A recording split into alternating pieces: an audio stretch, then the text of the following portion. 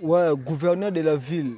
Au monde, donc, bana poto, ah, toi, on a commune qui s'insu, donc, moi, visite, vous monde, n'engue qui s'insu, Boukani, donc, ça qui vraiment, gouverneur de la ville. À ce moment-là, Marambo, t'es vraiment. Ah, Nzambe na ngai. Ta mwana mokilo mona Marambo. Ta mabe na biso ndenge koni. Nzela oyo totika ngo boye te, totika ngo boye te, donc oyo eza kota posa poto akolela artiste na bino posa poto. Mais bomona donc bana poto bomona ki sensu donc musique.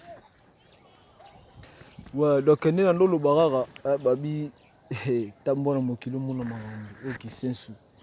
La place bato batoka mai. Babi wana benga ngo suksi quoi. Ozo mabela posa poto. Ta place posa poto ndo toka mai. Suks. Donc Nzambe kaka sunga quoi. Nzamba sunga. Gouverneur de la ville. Babi gouverneur de la ville. Au monde Marambo était vraiment. Donc babi reportage total la commune qui sensu. Bon mona ndenge ba jeune bazo kemba na mai donc bino bozo mona bozo mona nde ba toka mai ya suks. Donc veut dire bana poto bana mokili ma bana monde entier babi oza commune qui sensu donc avec tout ça poto l'artiste.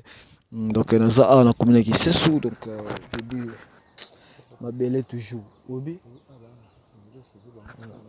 donc veut dire baba mbuko on te sauver voilà. Kasi